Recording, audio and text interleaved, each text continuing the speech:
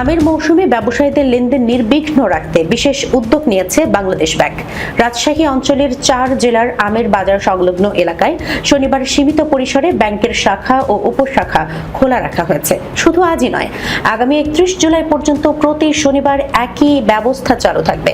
Bangladesh bank এক নির্দেশনায় জানিয়েছে, চলমান আমের মৌসুমে রাজশাহী অঞ্চলের চাঁপাইনবাবগঞ্জের শিবগঞ্জ, চাঁপাইনবাবগঞ্জ সদর, গোমস্তাপুর ও ভোলাহাট উপজেলা, নওগাঁর সাপাহার, পোরশা ও নিয়ামতপুর উপজেলা এবং রাজশাহী ও নাটোর জেলার বিভিন্ন উপজেলায় গড়ে ওঠা স্থায়ী ও অস্থায়ী আমের বাজার সংলগ্ন ব্যাংকের শাখা নগদ অর্থের সরবরাহ ও জমা নিশ্চিত এবং ব্যবসায়ীদের নগদ অর্থ সংরক্ষণজনিত ঝুঁকি কমাতে সাপ্তাহিক ছুটির দিন শনিবারও খোলা থাকবে।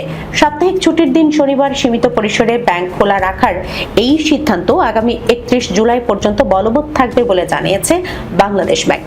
তফসিলি ব্যাংক কর্তৃপক্ষকে পর্যাপ্ত নিরাপত্তা নিশ্চিত করে সীমিত পরিসরে ব্যাংকের শাখা ও উপশাখা খোলা রাখার নির্দেশনা দিয়েছে কেন্দ্রীয় ব্যাংক।